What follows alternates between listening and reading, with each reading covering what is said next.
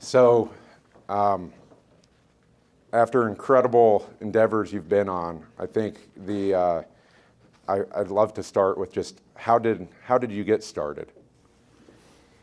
So it's pretty easy to get started when you graduate from college in 1973 with long hair, a really bad beard, and a degree in medieval English, because that assures self-employment. There's no way in hell you're going to get a job with those credentials.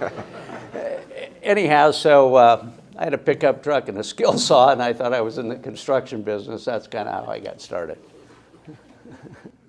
So, as part of McCarthy Group and M1 Capital, over the years you've had many acquisitions, and I just wanted to ask, what one are you most proud of and why?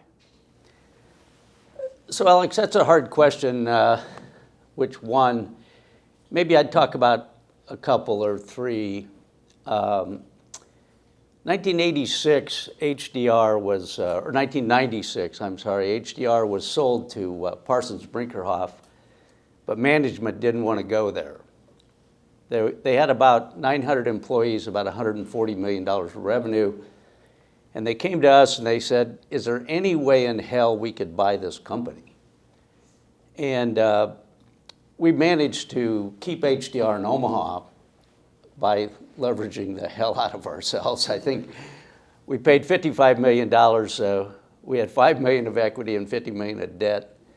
Today, HDR has 14,000 employees, about $4 billion in revenue, and they're one of the top 5 architecture and engineering companies in the world. I'm really proud of that. And I'm really proud of the fact that we sold our stake back to the owners so that they could create an S-Corp ESOP, which we couldn't participate in because we were a C-Corp. So even though you could argue we left a lot of money on the table, we built a hell of a business. I'm really proud of that. A couple others. 1986, or 87, one of our first investments, we invested in the election business. We had 11 counties in Nebraska, and we were losing money. It was in bankruptcy when we bought it. And today, ES&S will count over half the votes in the United States. On an annual basis, it has 500 employees headquartered here in Omaha, and truly leads the world in that business. It's about a $250 million revenue company.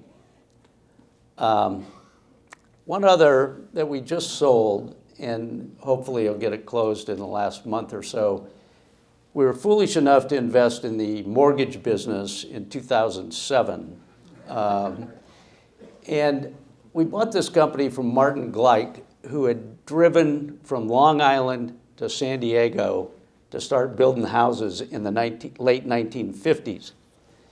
And he just told his team, don't make any bad loans. And they didn't. And the joy of it was all of our competitors, Countrywide, IndyMac, Republic National, they all went bankrupt, and we were the beneficiary of that. But it was driven by his commitment to taking care of the customers who needed houses post-World War II. And that was his last business. And I'm sitting there, relate this long story, sorry. I'm sitting there talking to him, and I'm saying, okay, you've had a lot of chances to sell this business in the last 50 years. Why me? And he said, you see that photograph there? And he was a big sailor. And he said, I looked over there, and he said, I thought that was my sailboat, but it was his wife's wedding picture. He was going blind. That's the only reason he sold me the business. But anyway, we were able to grow it from less than $1 billion in revenue to about $26 billion last year. And anyway, turned out to be a great investment, but more importantly, it serves the world. I mean, there's a lot of people in houses that wouldn't be if it wasn't for Martin Gleick and what he created and then what we were able to build. So Yeah, we're proud as hell of a lot of things, not everything. We've made some big mistakes too. And that'll lead to, before we get to the mistakes, because I want to touch on that, but you mentioned election systems and software, and in a couple conversations we've had, not a lot of people in this room have probably had to deal with antitrust laws, and when you grow a business that ends up maybe taking too much market share according to some. So can you talk about that a little, and what hurdles you had to deal with going through that?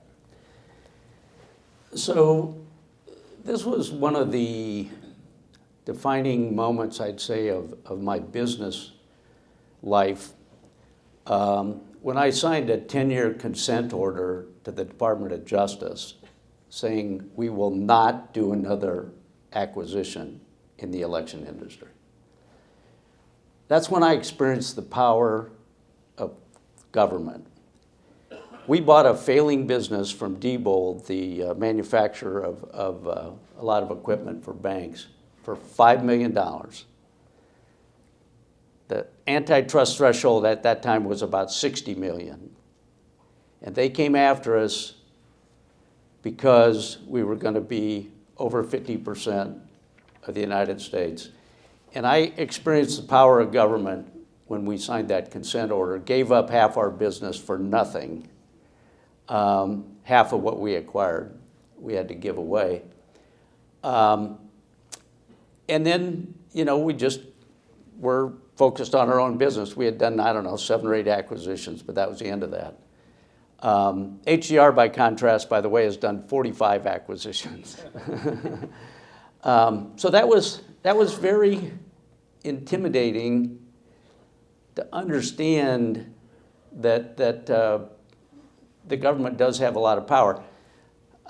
Without spending a lot of time on it, right now I'm the chairman of the Union Pacific Railroad. We're trying to create the first transcontinental railroad ever with the acquisition of Norfolk Southern.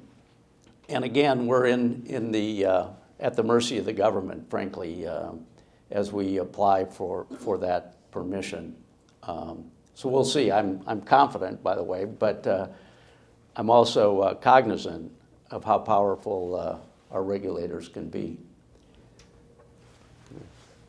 So to touch on another one of your successes in a company everyone's familiar with here, Bridges Trust, who's been a sponsor of JBL for a long time now, and you're the chair of. Can you talk about, with Bridges, for those that aren't familiar with it, what you saw in that acquisition, and kind of, being one of your more recent acquisitions, the type of growth you've seen and how you've done that? So, for good or for bad, one of the emerging trends is that wealth is becoming more and more concentrated. A lot of us in this room are super privileged to be in that group of growing wealth accumulators. And so that was a trend. And in our holding company, which is McCarthy Group, where we intend to make forever investments, Bridges Trust and the election business being 2 of them, we're looking for those long-term macro opportunities. Well, the accumulation of wealth and the management of that wealth and the transfer of that wealth multi-generationally was a clear opportunity.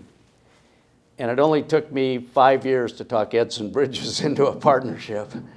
But I would say this, the foundation there was quality of service to customers and very careful care. And that's what you want in wealth, is preservation first and then growth second. I'd say that we recognized a few things, and this is true of almost every founder company, and I don't want to insult any of you founders or your second or third generations. Sometimes when you've built a business and it's working, you stop attracting talent. You stop investing in new products. You stop investing in marketing. And Edson had spent $4,000 the year before we acquired the company in marketing. That was a few lunches at Happy Hollow. And I said to Edson, after we made our deal, and the family retained an interest in the business, as we hope all founding families do when they partner with us. I said, Edson, we're going to spend $400,000 in marketing, and we're going to build a billboard on Dodge Street that is the most expensive billboard ever created by mankind. And it worked. And we've grown the business from about $1.5 billion of assets to we just passed $12 billion. And the Omaha market is probably a $100 billion wealth management market. So long ways to go yet. That's pretty incredible. So now, talking about some of the mistakes and I guess some of the acquisitions you probably don't want to talk about, where would you start with, maybe what was one of the, hardest acquisitions you've made and why didn't it work out? So I think the count is something over 100. We've been defrauded a couple times where we absolutely didn't recognize the bullshit that we were being fed. We ate it. And I can tell you it doesn't taste very good either. But skipping those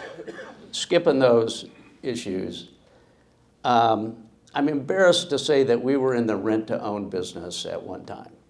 We acquired a small company, we built it into a 25-store chain and sold it to Rent-A-Center, made a lot of money. But in retrospect, it was a predatory business where we weren't providing something that was good for our customers. Now, we could rationalize that washer and dryer was good for our customers, but we were charging way more than justified by the quality we were providing. I'm embarrassed by that. We've probably had some other issues like that one, but that one jumps out at me. I can also tell you, and we have some people in here who were partners in this venture, so I'm a little embarrassed by that too. We lost 1/3 of our capital in an insurance business, acceptance insurance company. And that blew up in about 6 weeks. It went from a $250 million equity business to zero, or damn near zero. I think we ended up getting 24 cents a share or something. But we made some misjudgments on underwriting, and then we had some exogenous events like a court case in California that cost us $100 million. That was the return on $10 million of premium.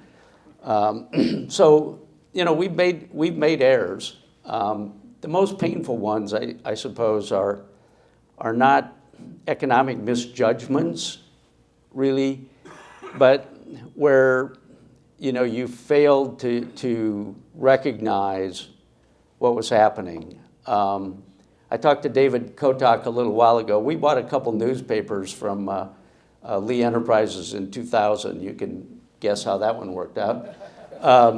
I give you one more, and this was an accident, but we were in the salmon distribution business. We owned a company called Honey Smoked Fish in Denver. Company was doing really well. We were in Costco and some other major distributors. And in December of 2019, we acquired a salmon distribution company in Miami, Florida. Our customer base was cruise lines. In March of 2020, the revenue went to zero. And we lost that investment. But that's the kind of shit happens deal, that all of us experience when we take risk. Something we couldn't control and could never expect, but the result was a complete loss. Thanks, Mike. So on the greater landscape of private equity, what do you see the future looking like? And then, with that, how does that change, I guess the criteria of returns your company tries to get or what you try to return to your investors? Just kind of, what's your foresight on the next 3 to 5 years? Well, Alex, you were really kind of bragging about how well we've done. And I'd like to tell you, from 1980 to 2020, when I was in business, interest rates went down for 40 years, multiples went up for 40 years, and my IQ kind of rose with the multiples. And I had zero to do with that, zero. Just right place, right time, right industry. And that's changed since 2020, and it's tougher. So I don't think we're going to get the multiple lift that we got during that 40-year period where multiples basically went from 5 to 10 and then at the apex beyond that. So I think returns are going to be somewhat lower. That doesn't mean that they're not going to be justifiably higher than the cost of capital or the value of capital. But you're not going to make it just because you could borrow a lot of money and hang on for a few years and then sell it at a higher multiple. You're actually going to have to build businesses, which is the focus of what's now M1 Capital and was McCarthy Capital until that time. It is about business building. How do you find the talent you need to grow the products and services you provide to a bigger market? One thing we've tried to do is avoid small markets because we've tried to avoid small victories. We want great people with great products in big markets. Because I have this degree in medieval English, I can laugh about this, and I know there's a lot of accountants and finance people here, but I just kind of concentrate on cash, because I can count that, and I don't have to do this fancy accounting work. And if you can get the first three pieces right, the talent, the products, and the markets right, the numbers always work. Yeah. Thanks, Mike. And can you talk a little bit about, in your history, I guess, where McCarthy positioned themselves compared to the other private equity companies and, how, there's the big guys and where you guys fit in that mix to make acquisitions and then how that's changed to where you are now? So, and this was sort of accidental as well, but we fortunately were positioned in Omaha, Nebraska, in the Midwest, with a lot of people flying over all the opportunities we discovered here. So that was good. Geography. I grew up 40 miles from here, so I didn't get far from home. We were probably doing deals that were too big for entrepreneurs and too small for the flyover guys. So we had a nice niche. And then if we could grow the businesses, which was always our focus, to grow at least 15% compounded.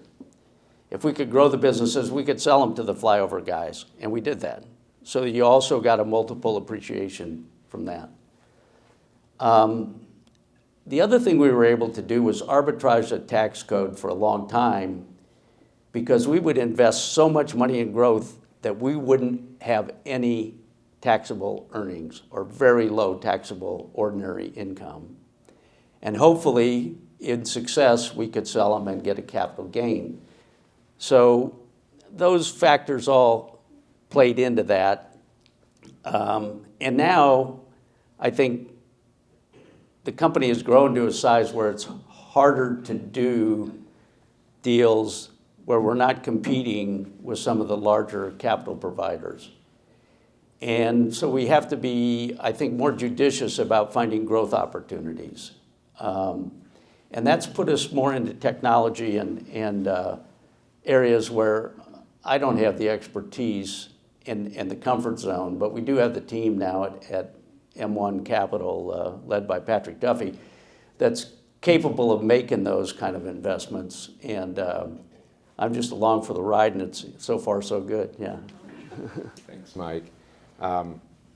Probably, at least for everyone in this room, the most famous brand, certainly familiar to the Jewish community, but also I think when everyone thinks of Omaha, they think of Omaha steaks. And I know how proud you are to have that part of your portfolio. Can you talk about, what the future of that looks like and how that came together. So in 1989, I was hired by the Cabela's family to help them transfer some ownership of their company to their employees. And Cabela's was worth about $60 million. I did the appraisal in 1989, and they gave 15% of that to their employees. When we sold it for $5 billion, that 15% was $750 million. So there's a lot of wealth in Sydney that might not be too obvious. Dick Cabela and Alan Simon served together on the Direct Marketing Association. They were two of the leaders in the 80s and probably before that and 90s in direct marketing. They absolutely understood how to connect with people remotely. And that connection with customers is damn hard to establish. I know there's some grocers in here. You know, face-to-face it's hard. Remotely it's even more difficult. Those two organizations solved that issue. How do you connect with your customers when it is a remote relationship? So I always admired the hell out of Omaha Steaks and their ability to have that connectivity. When Patrick Duffy called me and said, you know, he was talking to Todd, I said, wow, that would be awesome. That's about my personal engagement in that conversation was to say, that's awesome. If you can do that, and especially if you can keep Todd engaged, I'm all for it. And, you know, proud as hell to be a partner with the family and continue to build that business over the next generation.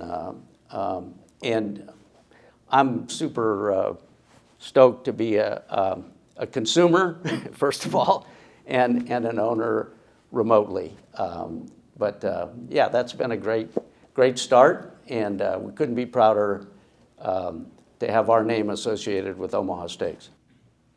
Thanks, Mike. Another familiar brand, you know, for local Omahans that grew up with it and have seen it grown and may not be familiar with your guys' involvement is Scooter's Coffee.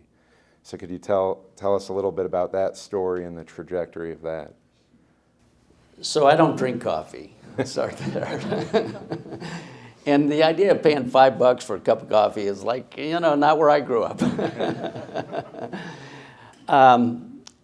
Scooter's Coffee is the only business ever referred to me by Warren Buffett. So that was one hell of a referral.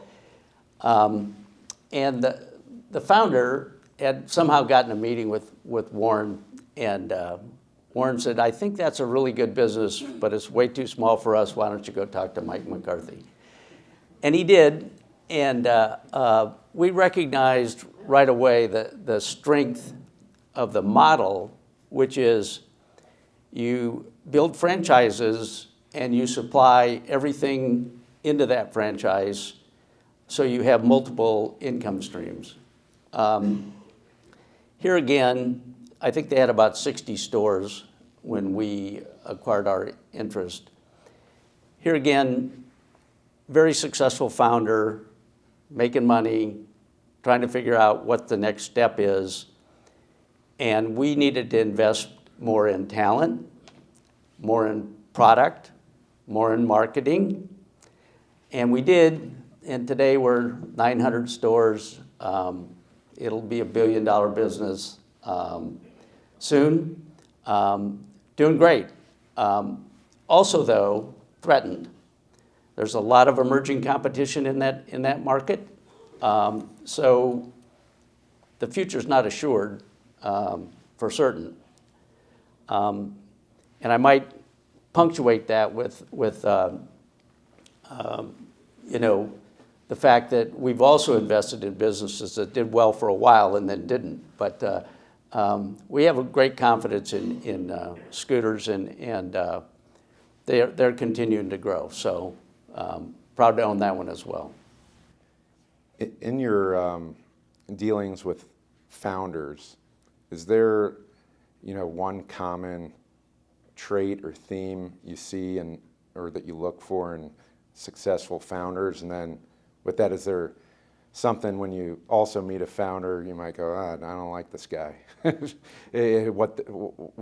guess kind of, what do you see, what makes you either, is there a common thread between founders, and then is there something that, you've came across that you say, that's not for me? So if there was one common thing that I love about founders, it's that they don't listen. When people tell them you can't do that, they're like, and when they accomplish things that, well, I think Willa Cather said it in one of her books when they were talking about starting this enterprise, and this is No Pioneers, and one of the brothers said, that's like pulling a threshing machine out of the mud with horses. And that's exactly what founders do. They create businesses out of their own energy, grit, ability, people with the courage to start a business. And so that's a common trait, I'd say, is that they're willing to go against the grain. Now, how do you create a big business out of an idea that's basically counter-thematic or counter-cyclical is a hard question. But it always says to me, okay, they're not good listeners. I need to be a good listener. I need to try to understand why they've been able to succeed and then try to multiply that. And we just got to hope that they're kind of tired and they want our check, and then we can grow the business further. And that's kind of where we come in, is not in the founding stage, but usually in the transition. And that's a good spot for us, to honor the legacy of the founders and yet figure out some way to try to grow the business as rapidly as possible, which is kind of our shtick, is growth. Thanks, Mike.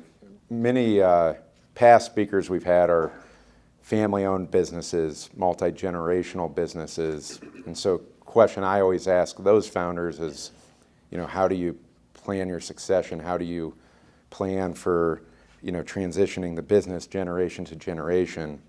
So I'm curious, what advice do you have to family-owned companies, or when you deal with those, besides Seldom McCarthy? My advice is that if you have a multi-generational business that you can perpetuate, never call McCarthy. Do it yourself. Sooner is always better than later. It's hard to start to transfer companies to kids when they're in their 20s. But it's impossible in their 50s. So, sooner is better than later in the transfer of these businesses. Now, as Buffett has said, management is not a genetically linked trait, right? So you have to develop whatever skills that next generation has and make sure there's a team that complements those skills so that you got the team that can be successful. And there's no assurances. My favorite successor son is a full-time musician, right? Because he said, Dad, I like music more than money. Okay, that's great, actually. It took me a while, but I actually came to agree with him. But transferring these businesses is hard work. It takes a lot of planning. It needs to be incremental. I say, not quite facetiously, that paying estate taxes is a voluntary tax paid by people who do not plan. You give the brains in this room 10 years, you can transfer your business and preserve it for your family, but it takes a while. The last thing I'd leave you, for all of you who think your kids don't know you're rich, is that 6th graders can stack rank their classmates damn well by by wealth. So don't think your kids don't know how you're doing. I think this, would be inspiring for everyone in the room. You've been compelled to be involved in the Omaha community philanthropically in a large way. Just can you talk a little bit about the why behind your generosity and giving back?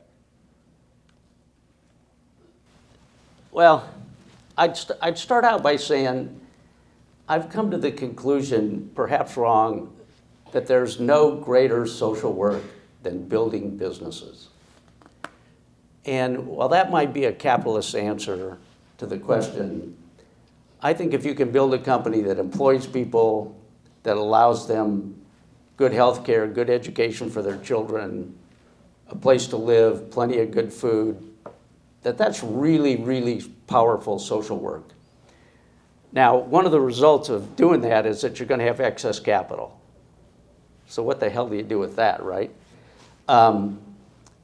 You mentioned that I grew up in a family of 10, and we were kind of dirt poor farmers, but joyful. And the 5 of us boys, there's 5 boys, 5 girls, we had 1 bedroom, we had 1 dresser, 1 drawer for socks, 1 drawer for underwear. So you learn to share early, right? And, to me, being part of the community was part of our business. So there was a business purpose to being involved. And initially, that was probably my motivation. It wasn't generosity. It was, hey, I need to know people in order to be successful. So we got involved. Today, it's just a privilege to be able to try to sort out where we might make a difference. And,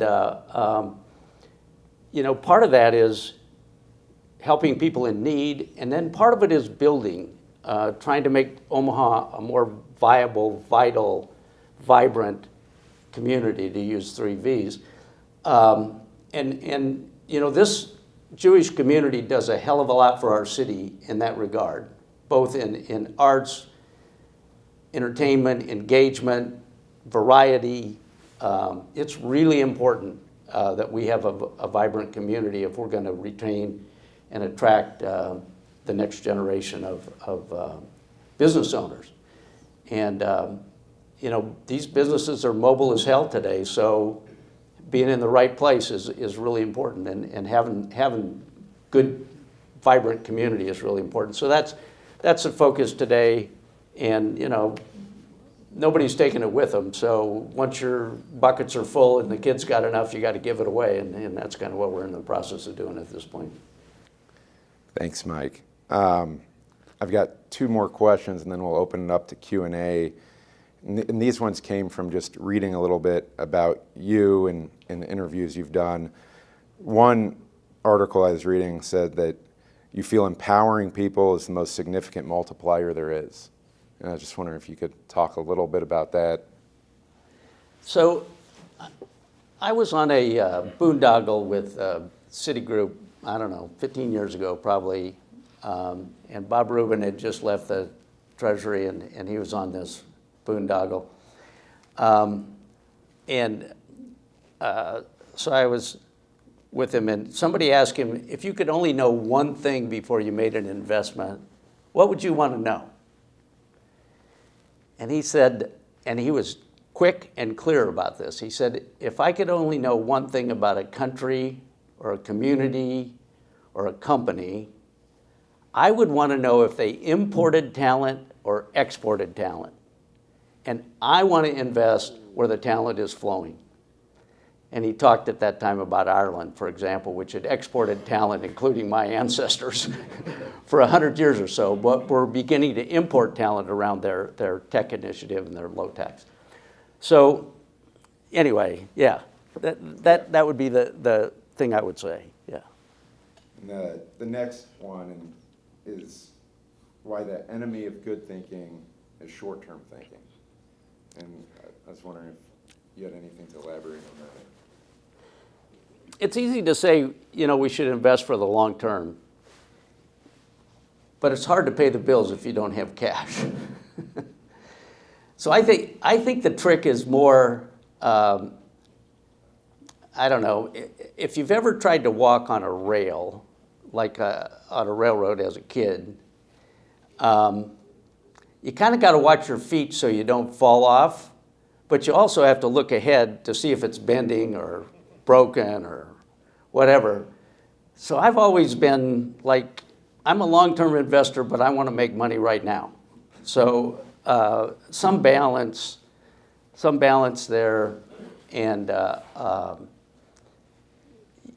you have to have both a near-term strategy and a goal, and they don't. Sometimes they're in conflict. That's okay, but if you don't survive, you don't succeed. So we kind of pay attention to what's going on every morning.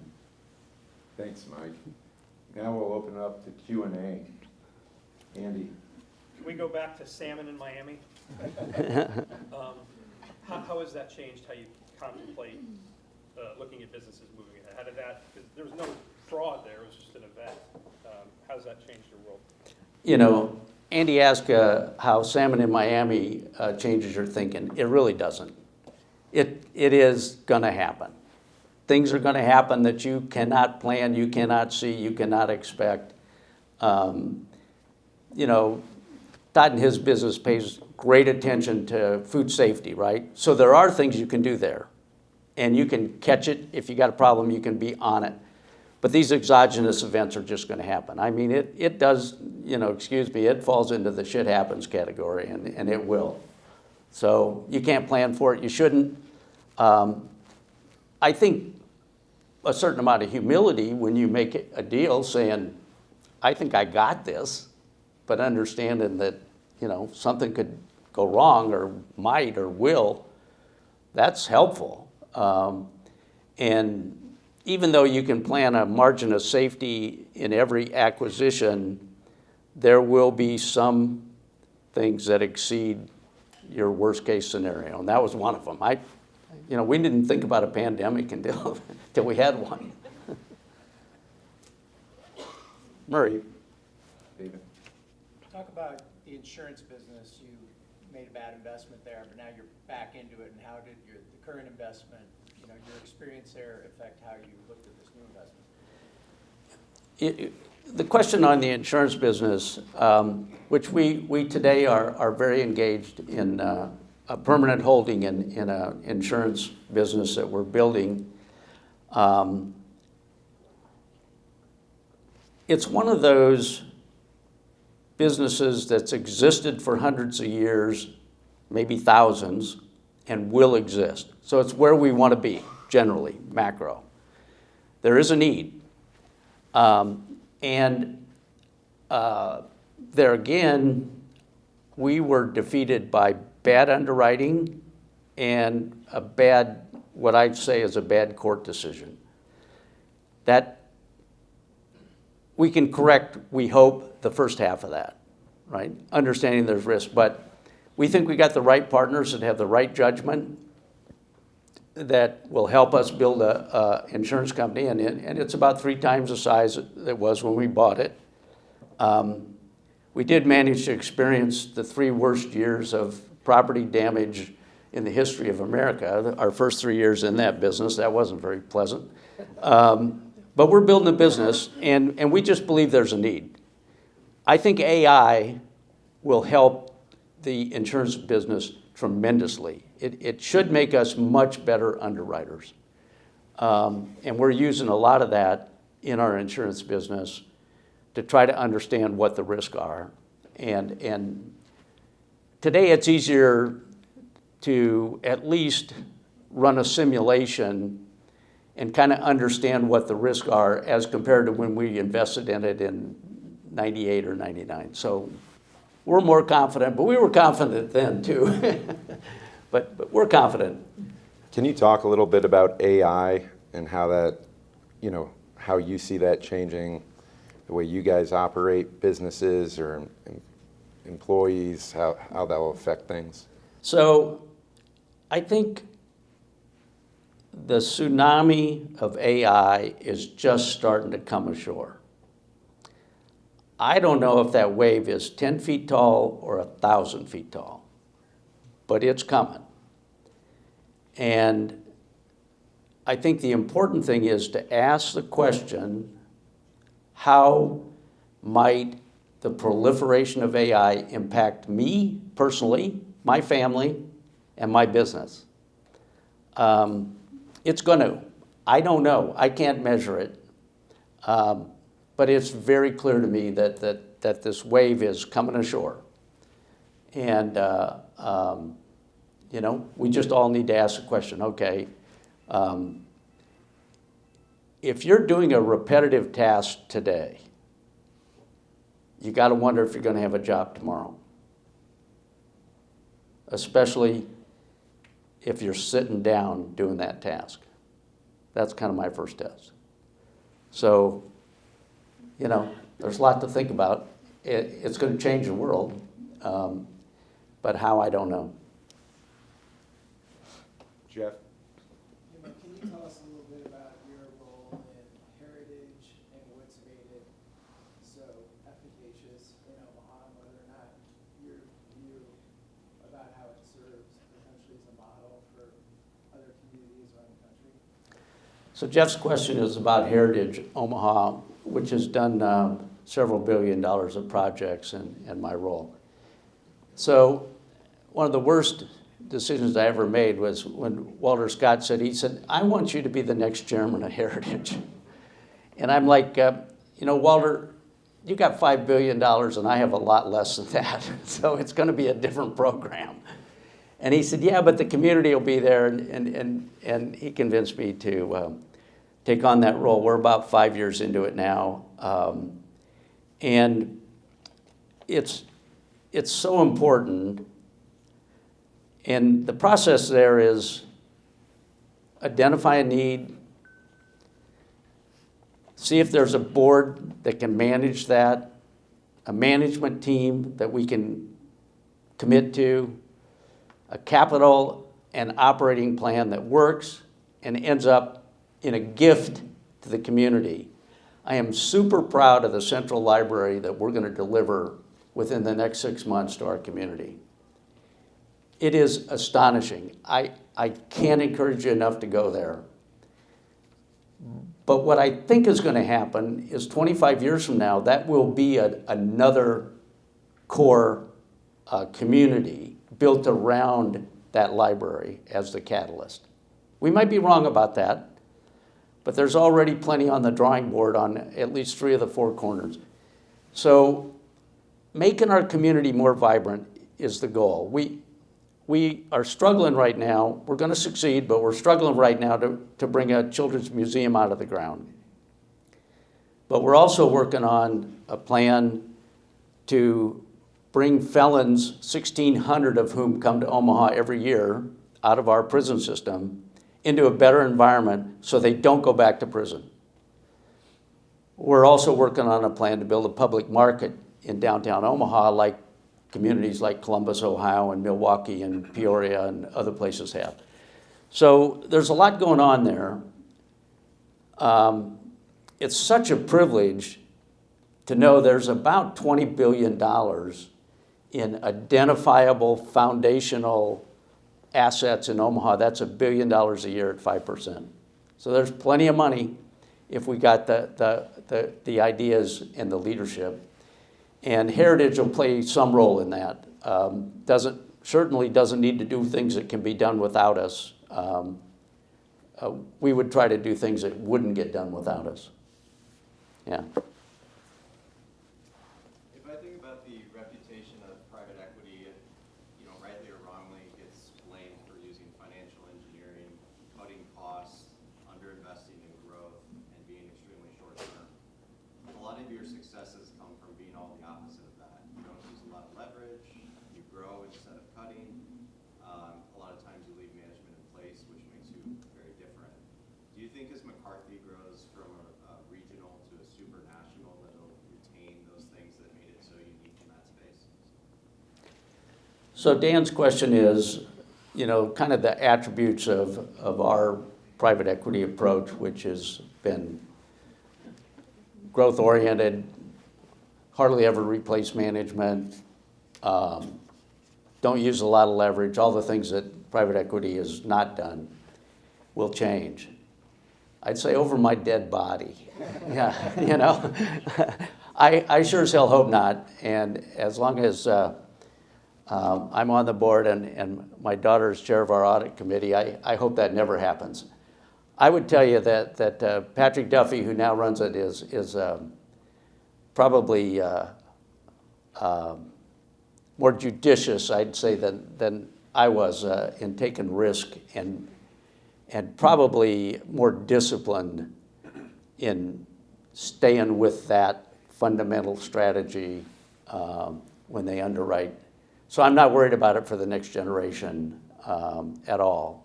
And I think those same principles will survive and succeed. So I don't see it change. Todd. We've successfully avoided politics so far. And I should probably know the answer to this, but I don't. In ESS, which, as you said, is 50% of the market, I don't know if that means county by county in a certain state could buy different machines from different companies or not. I'm curious as to how ESS avoided the Smartmatic accusations after the 2020 election, and was that a big relief that passed you over? And then in retrospect, they got a huge payout, so what's the deal? Okay, so first of all, but for the grace of God, could have been ES&S, right? We intentionally keep our head down. We serve 2,000 of the 3,000 counties in the United States, and that amounts to 54 or 5% of the market share. But we do have big constituencies, including the largest one, New York City. So we have a lot of risk. And the risk is that of the millions of lines of code we'd write for every election, we could make a mistake and get pilloried. We've managed to avoid that, hopefully, as a function of humility, because there is risk in that business. I'm jealous as hell of those private guys that bought that company for $60 million and got $800 million out of Fox. I am jealous as hell of those guys. And they recently sold the business for less than $50 million within the last 2 weeks, right? We couldn't buy it, by the way, or we might have. But anyway, it's a business that is apolitical.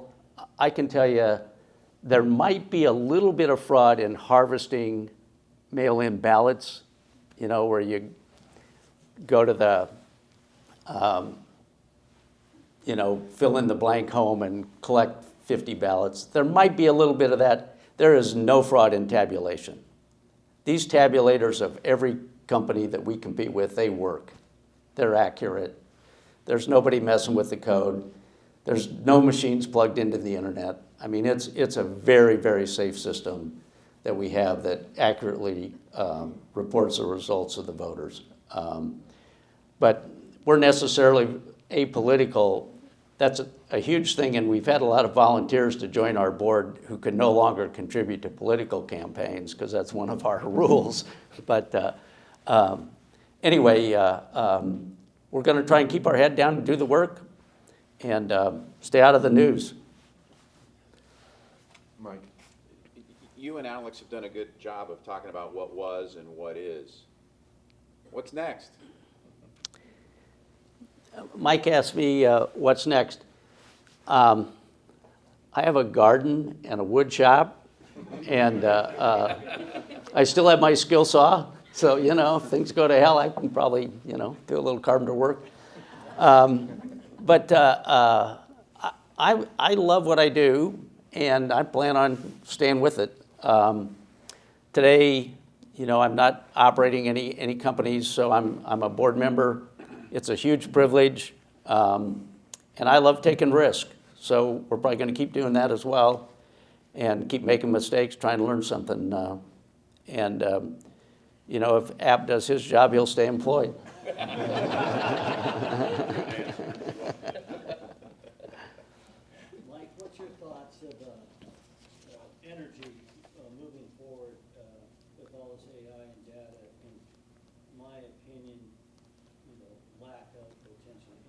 across the country. So John asked me what my thoughts are on energy and electricity and so forth. First of all, I've never invested in energy because I've never been able to think my way through that commodification issue, and I hate commodities. My dad was a cattle feeder. That's probably why I hate commodities. We were up and down all the time, as Mike could tell you, Mike Herman. I think there'll be a lot of big empty buildings, and that's kind of a brave statement as we're building them by millions and millions of square feet. But think about this. If you could put a data center in space, you have a super cooled environment, so you don't need cooling. You have pure solar, so you have the best source of electricity ever. And if we get the technology to transmit fast enough from space to Earth, all those buildings are going to be empty. So I'd say, be careful what you wish for here, and I expect we'll overbuild power. That's a 20-year projection, not a 2-year projection.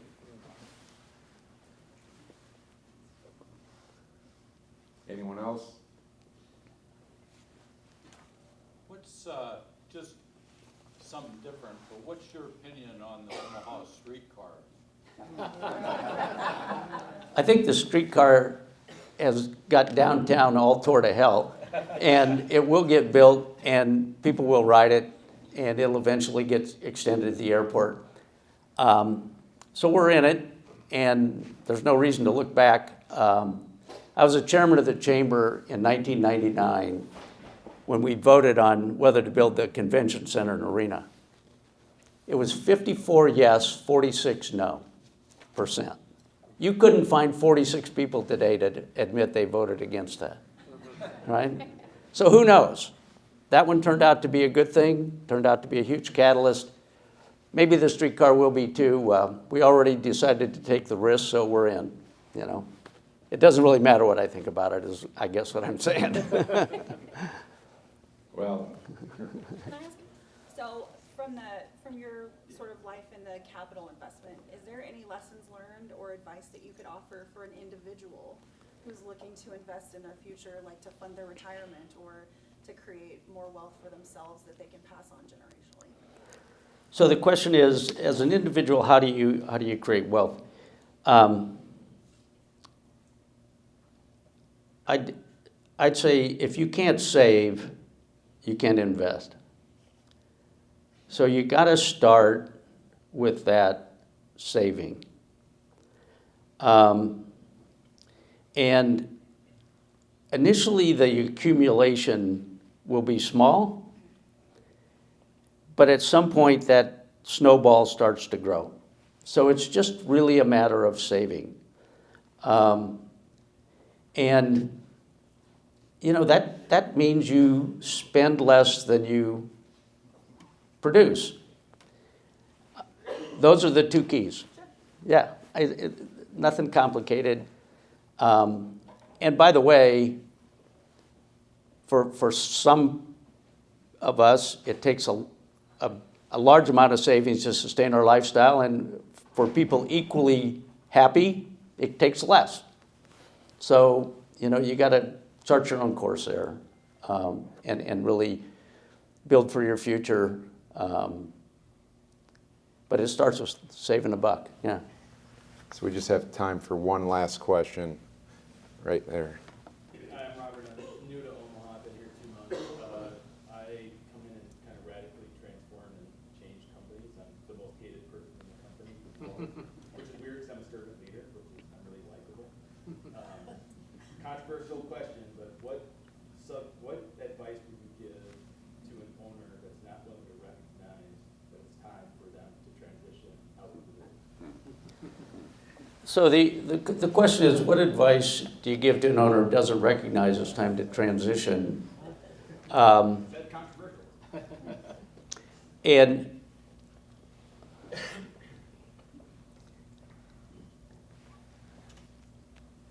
I'd have to think about that one.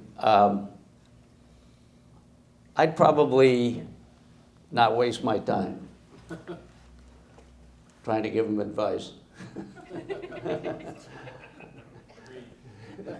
Well, it's been an incredible privilege, Mr. Mike McCarthy. Thank you.